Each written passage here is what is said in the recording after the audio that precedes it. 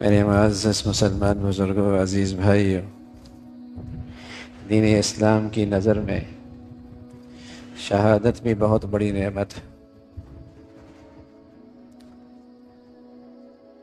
دین اسلام کی نظر میں اہل ایمان اور اہل اسلام کے ہاں شہادت مصیبت نہیں، اللہ کی نعمت۔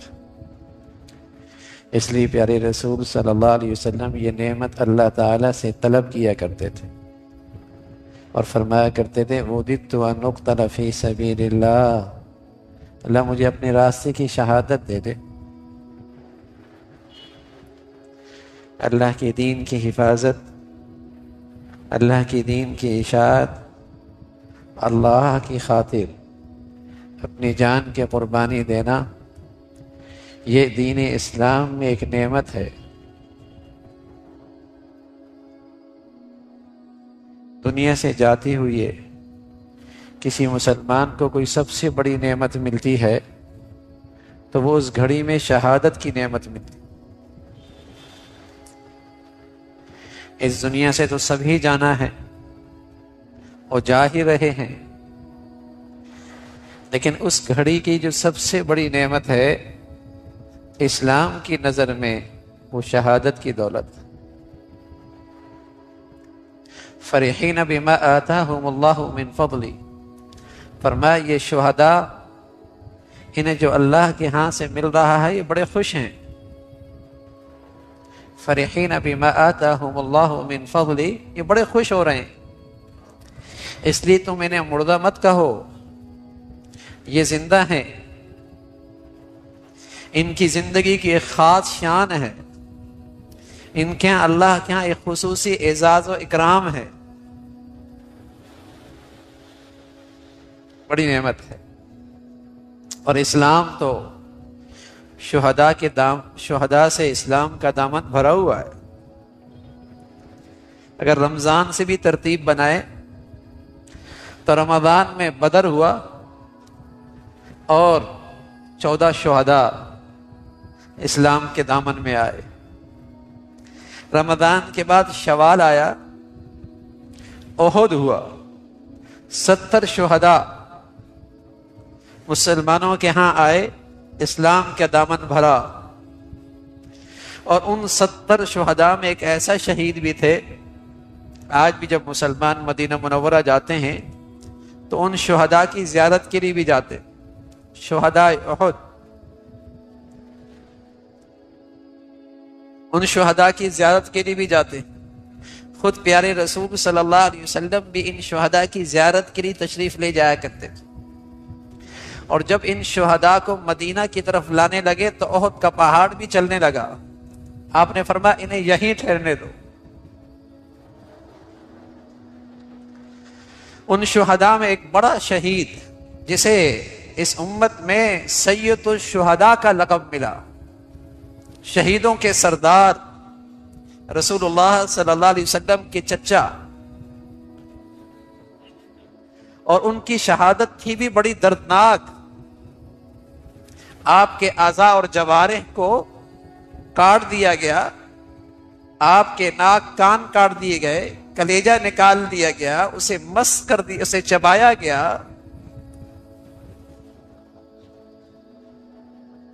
اللہ رب العزت نے اپنے حبیب صلی اللہ علیہ وسلم کی تسلی کے لیے جبرائیل امین بھیجے کہ ہم نے اسے آسمانوں پہ شہداء کا سردار بنایا ہے، حوصلہ رکھیے، یہ سید الشہداء ہے، حمزہ ہے۔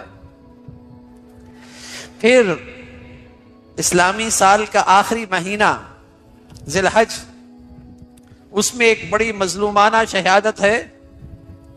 حضور علیہ الصلوۃ والسلام کے داماد ہیں حضرت عثمان رضی اللہ تعالیٰ عنہ، آپ نے ایک بیٹی دی، اس کا انتقال ہوا، آپ نے انہیں اپنی دوسری بیٹی بھی دے دی، ان کا بھی انتقال ہو گیا۔ آپ علیہ الصلوۃ والسلام فرمانے لگے عثمان میری 40 بیٹیاں ہوتی، یکے بعد دیگر کا انتقال ہوتا چلا جاتا، تیرے نکاح میں دیتا چلا جاتا۔ ان کی شہادت ہے۔ پھر اسلامی تاریخ کا پہلا مہینہ اور پہلی تاریخ یکم محرم الحرام حضرت عمر کی شہادت. حضرت عمر دعا کیا کرتے تھے اللہ شہادت دے اور مدینہ میں دے. ہمیشہ دعا کیا کرتے تھے کہ اللہ یہ نعمت ملے اور مدینہ میں ملے. نعمت ہے تبھی تو یہ طلب کیا کرتے تھے. ہمیشہ اپنی دعاؤں میں کہا کرتے تھے اللہ شہادت دے اور مدینہ میں دے.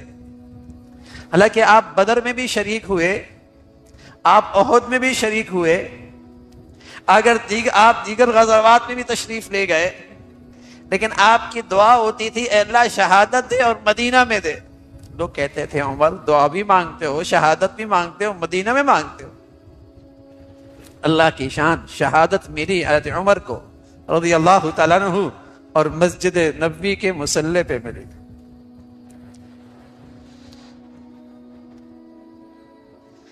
تو اسلام کے دامن میں ایسی عظیم شہادت کہ آپ جہاں امت اسلامیہ کے امیر المؤمنین ہیں, اس امت میں حضرات انبیاء علیہ الصلوۃ والسلام کے بعد جو سب سے بڑا مرتبہ ہے وہ حضرت ابو بکر کا ہے رضی اللہ تعالیٰ عنہ. پھر جو سب سے بڑا مرتبہ ہے وہ حضرت عمر کا ہے, پھر حضرت عثمان کا ہے, پھر حضرت علی کا ہے رضوان اللہ علیہ اجمعین. پھر اس امت میں سب سے بڑا جو مرتبہ ہے وہ عشرہ مبشرہ جنہیں اللہ کے نبی صلی اللہ علیہ وسلم نے جن 10 صحابہ کو اس دنیا میں جنت کی بشارت دی. پھر صحابہ میں اور اس امت میں سب سے بڑا مرتبہ ان کا جو بدر میں شریک ہوئے. پھر سب سے بڑا مرتبہ ان کا جو اصحاب شجرہ ہیں, بیعت رضوان درخت کے نیچے جنہوں نے آپ علیہ الصلوۃ والسلام کے ہاتھ پر بیعت کی.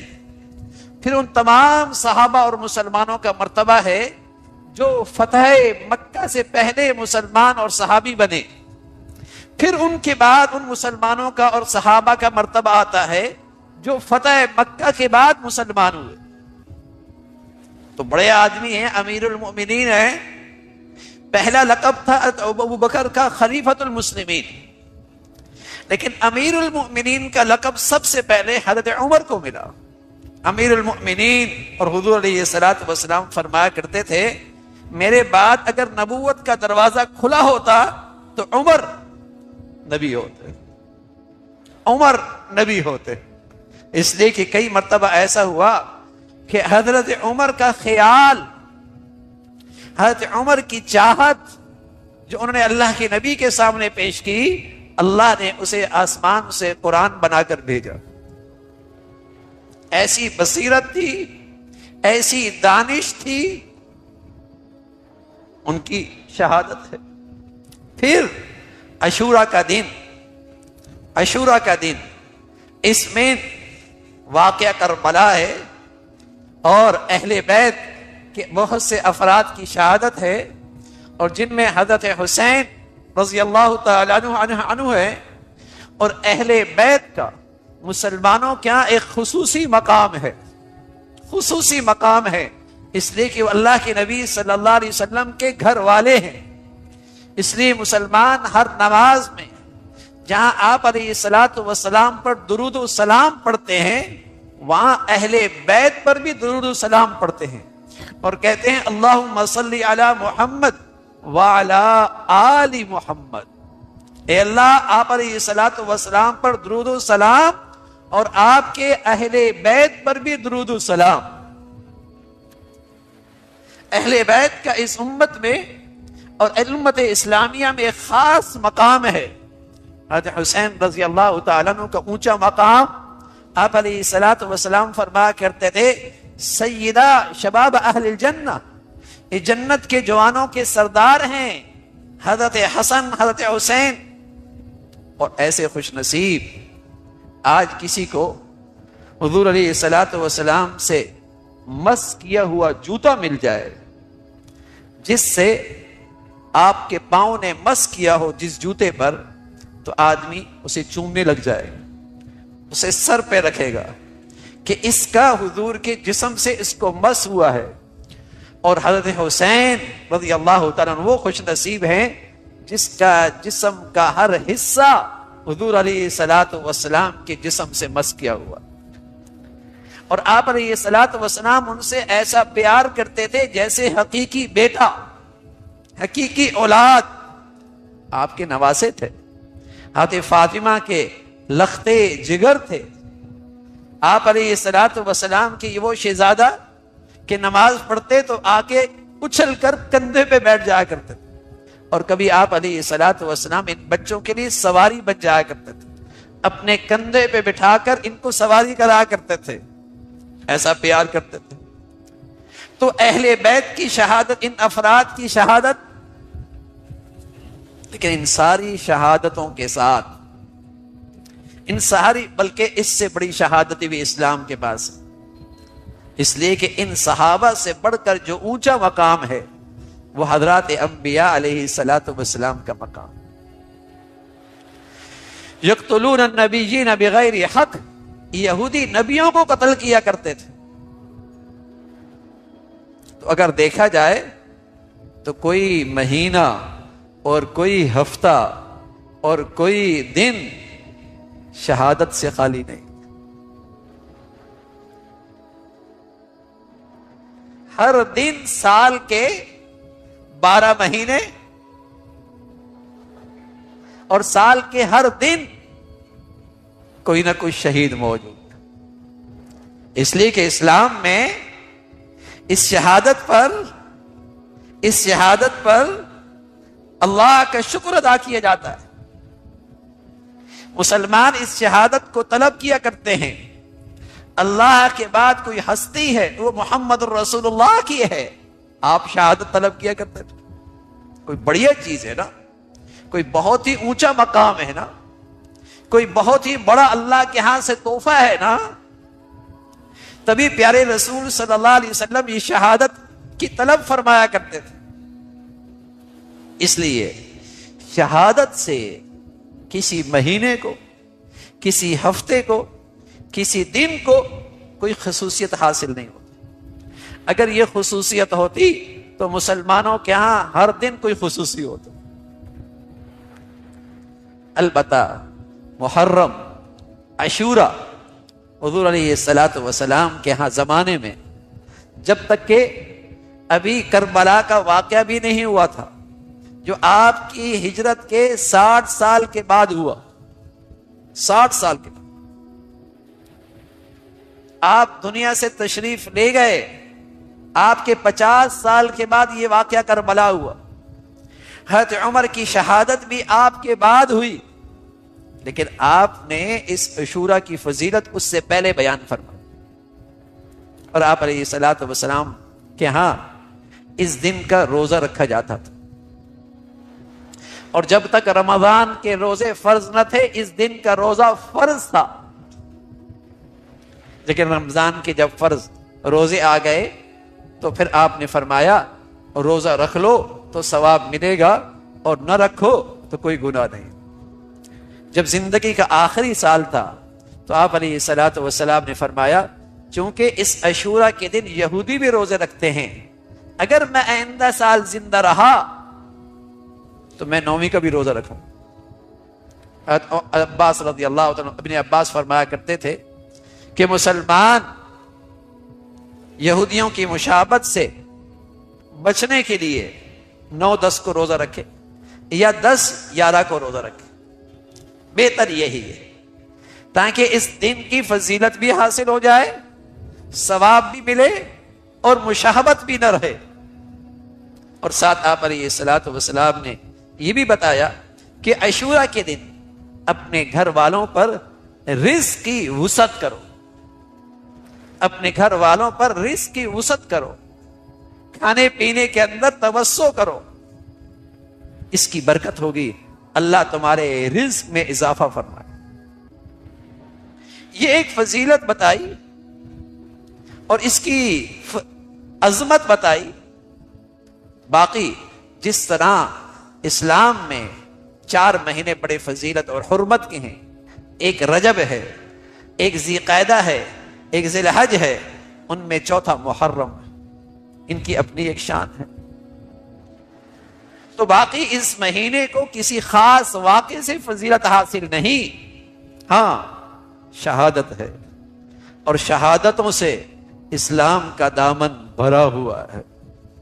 اور اللہ کی طرف سے شہادت پر پیغام یہ ہے وَلَا تَحْسَبَنَّ الَّذِينَ قُتِلُوا فِي سَبِيلِ اللَّهِ أَمْوَاتًا، جو میرے راستے میں قتل ہو جائیں انہیں تو مردہ مت کہو، بل احیاء، انہیں تو ایک خاص قسم کی زندگی حاصل ہے جس پر ہزاروں لاکھوں زندگیاں قربان، تاکہ مسلمانوں میں ہمیشہ اللہ کے راستے میں شہادت کا جذبہ رہے، شوق رہے.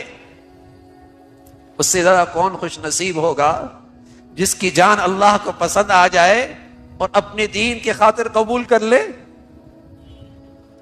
جس طرح کسی مسلمان کی زندگی اچھی لگتی ہے، اللہ کو قیمتی بنتی ہے، اس کا مال اللہ کے ہاں قیمتی بنتا ہے، اسے اللہ اپنی دین کی حفاظت اشاعت کے لیے قبول کرتے ہیں. اسی طرح جب اللہ رب العزت کو کسی کی زندگی اور جان عزیز ہوتی ہے، اسے اپنی دین کی خدمت کے لیے قبول کر لیا کر، اس کی قربانی قبول کر لیا کر. یہ تو عظیم راستہ ہے. تو میرے عزیزو، اسلام کے دامن میں تو شہادتوں کا ایک نہ ختم ہونے والا سلسلہ، نہ ختم ہونے والا سلسلہ ہے. اور کوئی ایسا طریقہ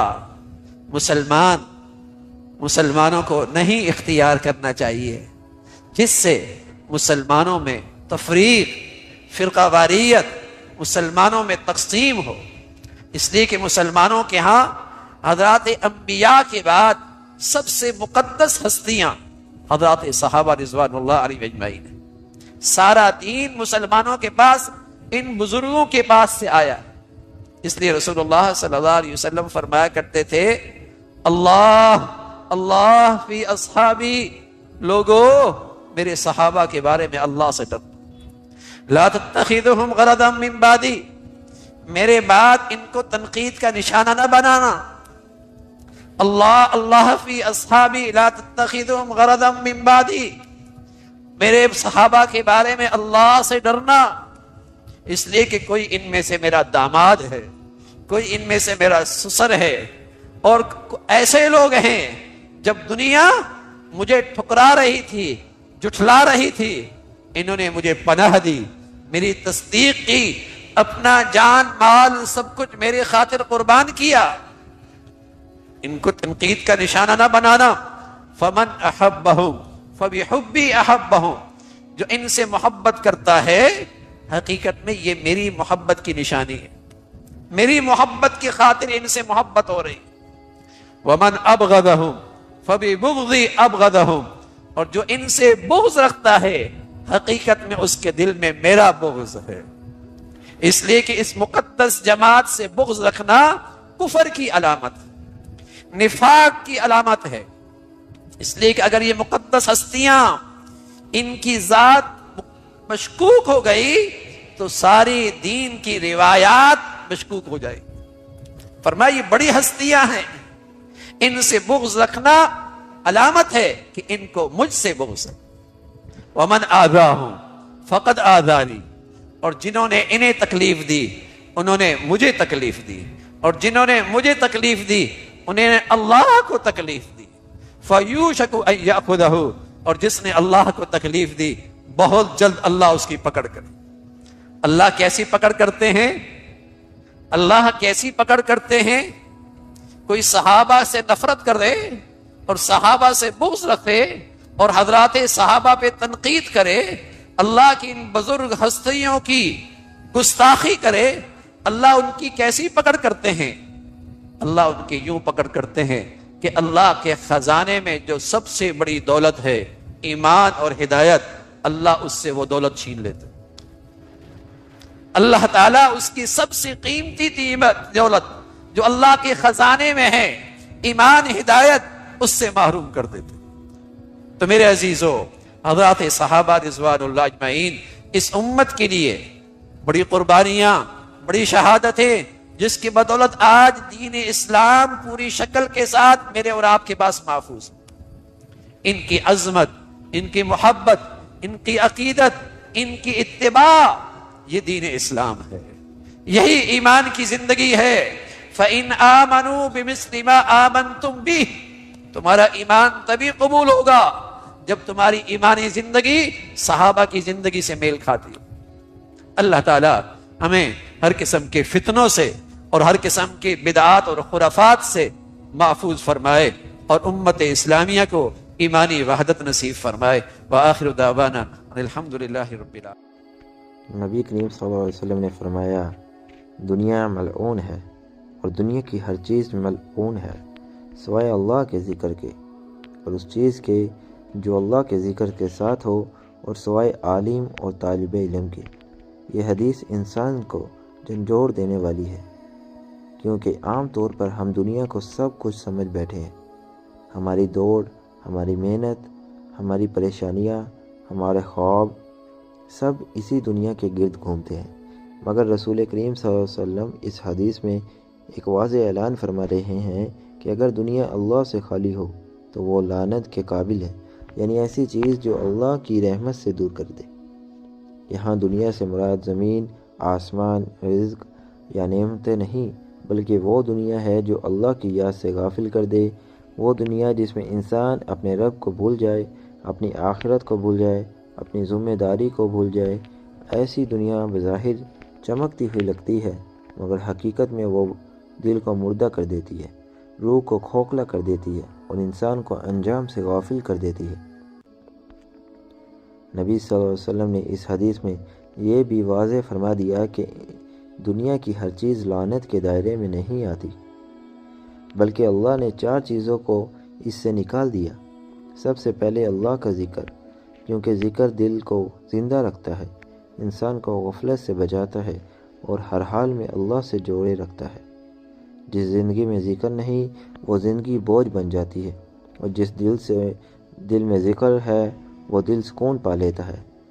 پھر فرمایا وہ چیز جو ذکر کے ساتھ ہو، یعنی وہ کام، وہ مشغولیت، وہ محنت جو اللہ کی رضا کے لیے ہو، وہ دنیا نہیں رہتی بلکہ آخرت بن جاتی ہے۔ اگر انسان روزی کماتا ہے مگر نیت حلال کی ہو، عبادت کی ہو، تو وہ بھی ذکر کے دائرے میں آ جاتا ہے۔